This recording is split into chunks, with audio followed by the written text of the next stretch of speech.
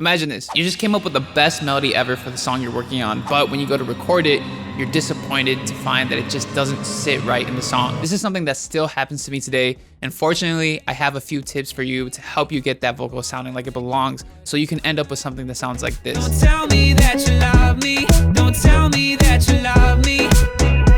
What's up, geniuses? My name is Adrian Rivera, and welcome back to the channel where you learn to show your genius. You just heard my song Pawn, and if you want to hear more of my music, feel free to check out the links in the description below of this video. Today, we're going to talk about how to get your vocal to blend in with your song. It's frustrating, but there are a few things we can try to do to get it sounding right. The very first thing you need to make sure of is that your vocal is recorded properly. A bad vocal recording can make or break your vocal mix for the rest of the song, so you want to always make sure you're getting a good vocal recording from the start. What makes a good vocal recording, you may ask? Great question. Here's a few things I always watch out for. Number one, make sure you record in a well-treated room. This means a room with little reverb or echo. I'm lucky enough to have a decent acoustically treated studio to record my vocals in, but I used to record everything in just my bedroom. Just be mindful that in the room you're recording in, a carpeted room with bed and a lot of furniture is probably a lot better than recording in a place like, say, a bathroom where every wall is a reflective surface. Number two, make sure you're not clipping in your recording. Sometimes we sing really loud to the point where our audio starts to distort or clip. This happens when there's too much input going into the microphone. Whenever your audio clips, you're losing information in your recording that can't be retrieved. So before you start recording, make sure you test your gain and set it to a level where it won't clip at your loudest singing or rapping volume. Number three,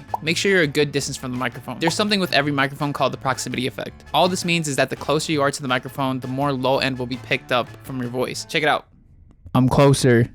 Now I'm farther. Whoa. That's why everyone on the radio and podcasts have that boomy sound to their voice. It's because they sit super close to the microphone. While this sounds great for podcasts, this doesn't sound the best for your song. A good rule of thumb I like to follow is to be at hands width apart from the mic, but feel free to mess around with this as much as you want to find the distance that best suits your voice. Okay, so let's say your vocal mix is great. You followed all the tips as you were supposed to, but it still doesn't sit right on the beat. What else could you do? Let's make sure your vocal mix is on point. First, check your EQ. Make sure you're only accentuating frequencies that complement your voice. This means cutting out the low to mid frequencies that make your voice sound muddy while boosting higher frequencies to add more clarity to your voice. Next, make sure you have the proper amount of reverb and delay on your voice. Reverb and delay are great effects to add more room to a vocal so it doesn't sound so dry, but sometimes adding too much or too little can make the vocal sound out of place. I like to use the instrumental as a guideline to which effects I should use and how much. Depending on the mood of the song, I might add more or less reverb to convey a specific feeling, so make sure you're paying attention to the context to get the sound right. However, one of the biggest things that can help make your vocal sound on beat is going more aggressive with your compression, kind of like how aggressive I am with how much I love DistroKid.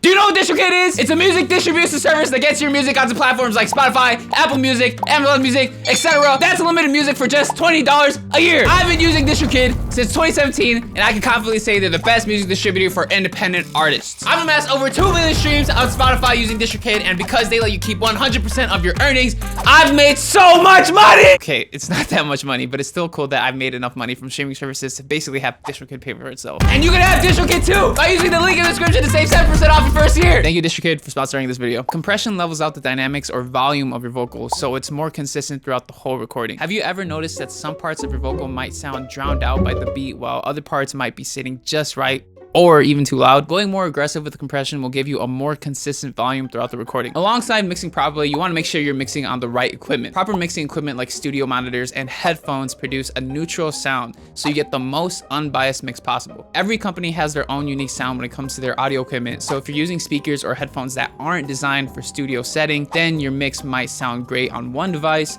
but terrible on other devices. If any of these things I've discussed with you today are unfamiliar terms like EQ and compression, make sure you subscribe for more videos like this and check out this playlist to learn more about vocal mixing. Thank you so much for watching.